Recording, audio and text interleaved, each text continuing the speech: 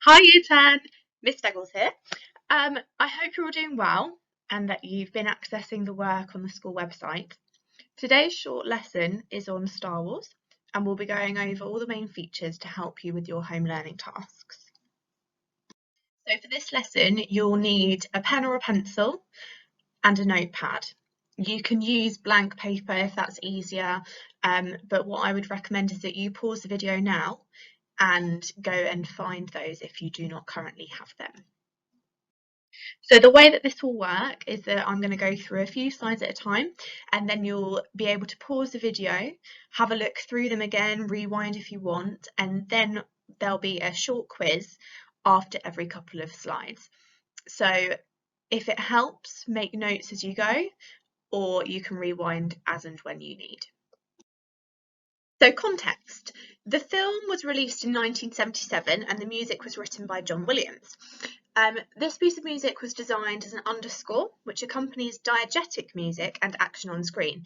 Diegetic music is any sound which relates to what's happening on screen. So explosion sound effects, dialogue. It could even be if a character is playing an instrument, then that would be termed as diegetic music because it's what is happening in the film itself. The underscore is what happens to portray what's happening on screen, so music in the background.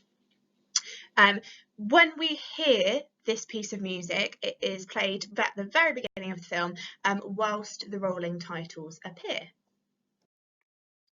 So here is a perfect time for you to pause the screen because we're going to have a quick quiz. So if you want to pause and go over anything, you can do that now. Here is the quiz. So your first question is, when was the film Star Wars for A New Hope released? Was it 1977, 1987 or 2007? Question B is, what is an underscore? Is it a piece of music underneath an existing piece of music? Is it a piece of music used to accompany a moving picture? Is it the lowest piece of music? And then you've got C, what is diegetic music? Music or sound which has a source on screen, for example, explosions or dialogue. Music composed for people wanting to lose weight, or music which represents the characters. So have a pause now and think about what you think the answers are and write them down. Okay, so the answers. So the answer for question A was 1977. The question for B, the answer was a piece of music used to accompany a moving picture. And for C, diegetic music is music or sound which has a source on the screen, so explosions or dialogue. Okay, structure. So structure is the sections of the music and how they fit together. So we can say that this piece is roughly ternary form, which means ABA form. But the main difference with this piece is that there's an extra section at the end. So that means we call it like a section C. And I've put it in brackets because it is ternary form, but there's an extra section, which is a link and then a codetta. So your first section has Luke Skywalker's theme on the trumpet, which is all staccato, short and snappy, and march-like. Section B is a new melody which is played on the strings, which is much more legato, much more smooth and calm. Then section A again comes back as a repeat, and then we have this link. So this link on screen is where we're transitioning from the rolling credits onto the battle that is being shown. So we call it a link and then into the codetta, and that is the structure of the piece. Melody. So the melody means the main tune. The piece begins with a fanfare. A fanfare is a short melody which is played by a brass instrument, which is used to introduce something important or someone important. So it's quite unusual that the piece starts with this because you would think of it as something that you might find in a an old-fashioned film where they're announcing the arrival of the Queen or something. But the film always starts with a fanfare. Then we go into the section A, which has Luke Skywalker's theme, and this begins with a rising perfect fifth. A perfect fifth means a gap between two notes. So there's 5 notes between them. So for example, you might go from B flat up to an F, or you might go from an F to a C. Something like that. There's 5 notes in between, and it's called a perfect fifth because that's what we call the interval. A bit like we say a perfect cadence is 5-1.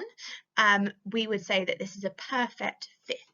Okay, so it goes up by 5 notes.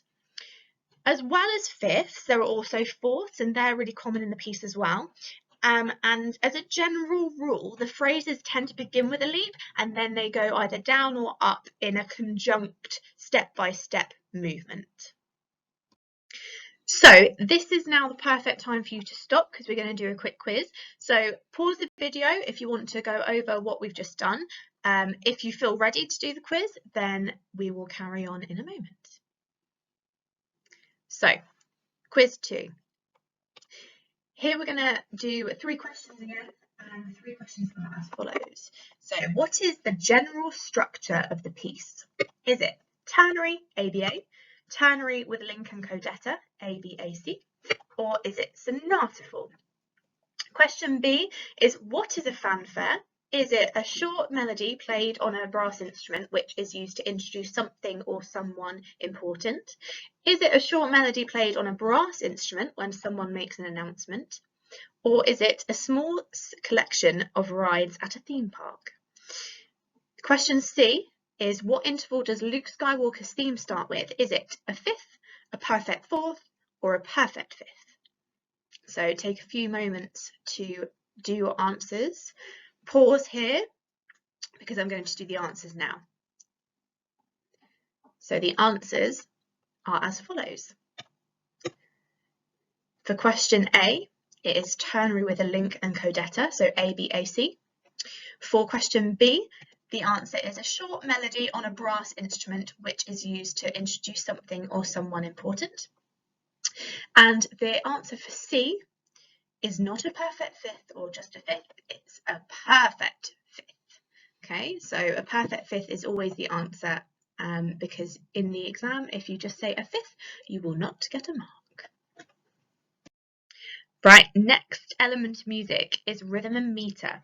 So when we think about rhythm and meter, we think about note values, time signature, and tempo. So I'm just going to run through the key features for you. So triplets, syncopation, and dotted rhythms feature heavily in this piece. A triplet is where you fit 3 notes into the space of 1. So for example, if my main beat was this, I'd be playing 1, 2, 3, 1, 2, 3, 1, 2, 3, 1, 2, 3, 1, 2, 3. Okay. Syncopation is where you have different lengths of notes which create an offbeat effect. So for example, if this is my main beat, I might have, okay, so slightly on the offbeat, that is syncopation. Dotted rhythms are where you are adding half the value of the existing note to create syncopation. So often dotted rhythms create that syncopation. So I might go 1, 2, and 3, 4, and 1, 2, and 3, 4. That would be using dotted rhythms. Okay, so thinking back to what we've done so far, so we've looked at the melody, and in that melody we talk about the fanfare. So the fanfare uses triplets a lot. Okay, so the fanfare uses triplets and semiquavers, which is also a feature of Luke Skywalker's main theme.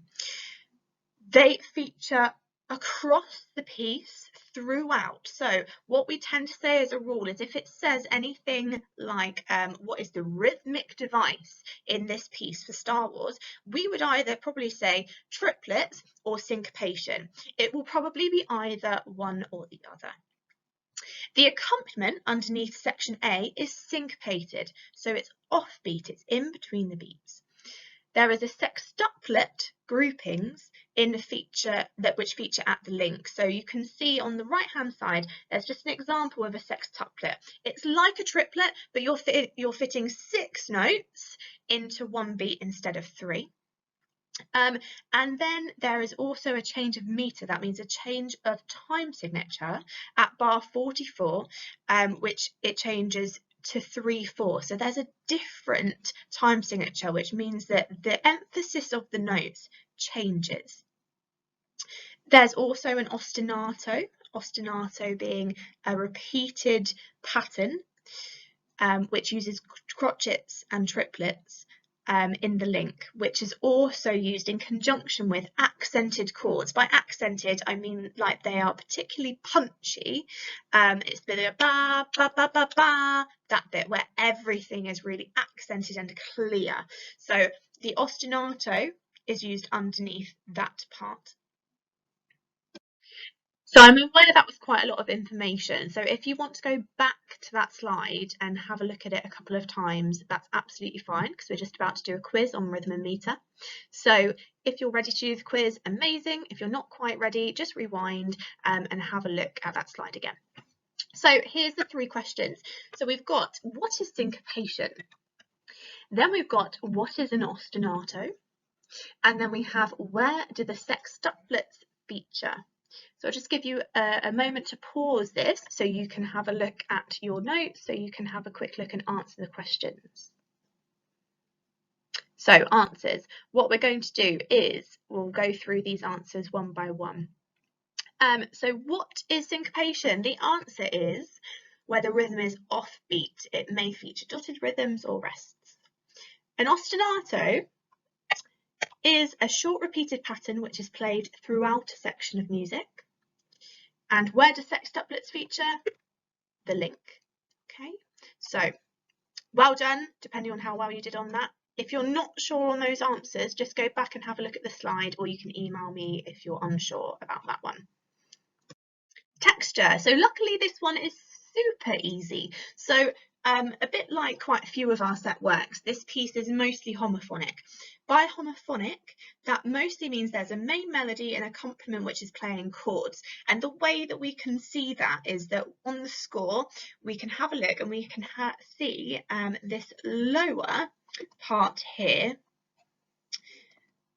right here, which is playing sandwiches, and I call them note sandwiches, but they're actually chords. So when you see notes which are layered on top of each other like that, most of the time they are a type of chord, and we don't necessarily know what this chord is, but we can see that they're chords, and we can see that they're all along. Okay, so we've got a chord here, here, all the way along we've got chords. So you can see that there's your chordal accompaniment, and then you've got the melody which is going up and down here. Okay, so super easy to remember, homophonic texture. So harmony and tonality. When we say harmony and tonality, the harmony part means the chords and what they are doing, and the tonality is the effect of those chords. That's how I like to think about it. So when we think of tonality, we tend to think, is it major? Is it minor? So is it happy? Is it sad? If we're thinking back to year 7, 8 and 9. Is it modal? Is it atonal? Is it bitonal? And you might not know what all of those things are, but for now we only need to know one, which is major. So the tonality of this piece is mostly major. The key signature is B flat major, and we can see that because we've got 2 flats in our key signature, which means we're in B flat major. So throughout the piece, there are uses of what is called quartal harmony. So if you think back to the previous slide, we were talking about note sandwiches or chords. And quartal harmony is when you layer fourths, so 1, 2, 3, 4 notes, 1, 2, 3, 4 notes on top of each other. So for example, you might go from F to B flat to E flat to A flat, would all be jumps of fourths. And it creates this different type of feel in terms of harmony. It doesn't necessarily sound properly major, but that's what we call quartal harmony, and that features quite a lot. It features at the beginning of the piece and in other parts throughout. There are pedals. A pedal is a repeated note. If it's just called a pedal, then it's a repeated low note, which creates a march feel. If it's called an inverted pedal, that means that it's a high note repeated over the top. Okay. The main triplet theme at the end of Luke Skywalker's theme is altered just before the link to become chromatic. So you can see here I've done it before. So we've got nice note sandwiches there. And then after, which looks quite different. So the sound is different, okay? So those change from being within the key pretty much to then being more chromatic. And that's used because the link is supposed to create a bit more tension. So therefore, John Williams uses the chromatic version of that triplet theme to create that suspense and that dissonance. In the codetta as well, there's some chromatic notes in the last 4 bars, because on screen what's happening is we're building up to this battle, and there needs to be some build up of tension there, and that's why he uses those chromatic notes there. So to help you remember those main features, I've created an acrostic for you to try and help it sink in. So you notice that I've used the first letter of Star Wars to try and help you with this. So I've got starts with a fanfare, triplets used, ABAC structure, rising perfect fifth in the main theme, Williams wrote it, accented chords in the link, rhythmic ostinato in the C section, and sextuplets in the link. So your task, which is related to Star Wars, is to have a look through the booklet, which I have uploaded onto the school website. And you just need to answer the questions which are associated with Star Wars. There are 3 listening questions, and at the top it says the seconds and minutes that you need to go to, and there are links to the music on there. This should help with that. So if you are stuck for any ideas, use this to come back to, use your notes, and it will really help answering those questions. Good luck.